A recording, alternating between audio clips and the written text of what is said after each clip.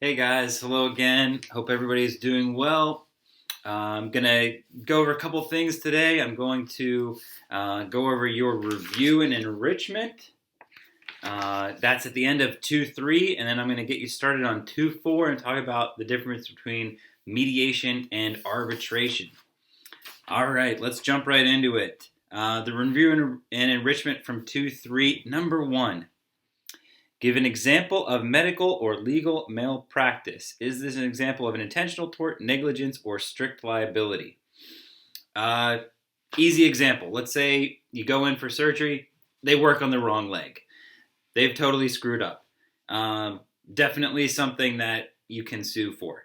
And this would be an example of negligence. They didn't do it on purpose. Gross negligence, if you want to say it, but easy to prove. Hey, plenty of evidence there. They worked on the wrong leg. All right, number two. Can a public figure claim defamation? If so, when?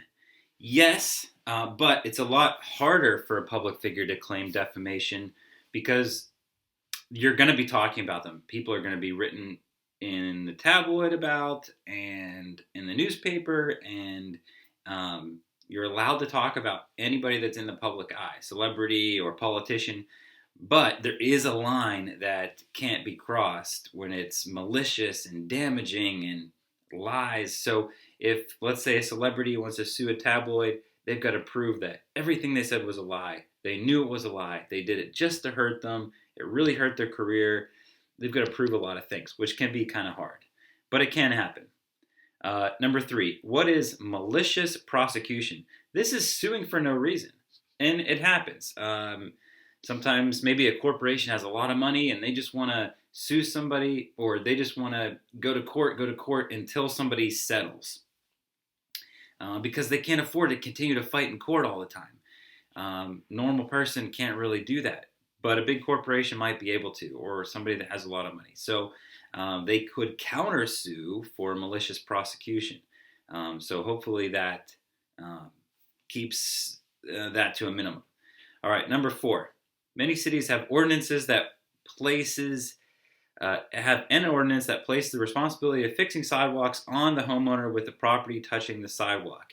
If someone falls on the damaged sidewalk and gets injured, is the homeowner liable in civil court? Yes, they are. It's kind of just like it was their property. They have to keep that safe.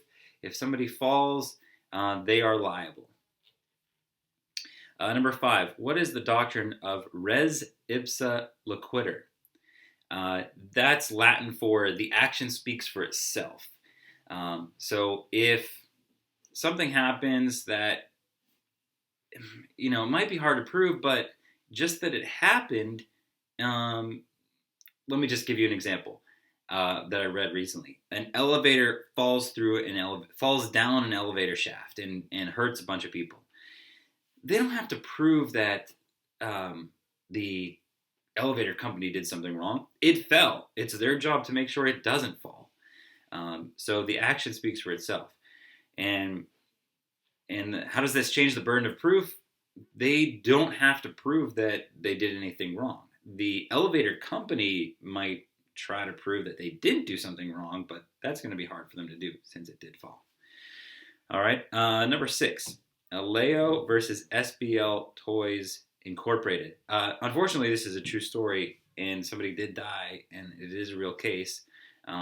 They purchased a slide for a swimming pool from Toys R Us, and it was never really tested, and it wasn't safe. And somebody fell from the slide. It collapsed on them. The woman, her name is Sarah, she hit her head, she died. And the husband sued. So the question asked you, how much do you think he's entitled to? I bet you we're a little low, because the jury actually awarded $18 million to the husband, Michael. And that mostly was made up of punitive damages because Toys R Us should have known that this could be unsafe. They should have tested it out, and they didn't. But it's pain and suffering, and it's lost income. It's all kinds of different things. But $18 million, and that was upheld by the Supreme Court of Massachusetts. So Did they ever really recover? I don't know, because Toys R Us went out of business. All right. Next, we'll get into 2.4. Talking about civil procedure. And so what I'm going to help you with is just the arbitration and mediation part. So what's the difference between the two? Well, okay, let's start with what's the same. They're both third parties. They're both trying to settle a dispute before it actually gets to court. So, you don't want to go to court. It's going to cost money. It's going to be time. It might be faster to go through arbitration or mediation to settle it before it gets to court. So that's what they have in common. All right, let's talk about arbitrators. Arbitrators are third party. It's going to be binding. That's one difference. It's binding. It's more formal. It's kind of like going to court. It's kind of like going before a judge, but they're not a judge. They're an arbitrator. So it's a formal proceeding.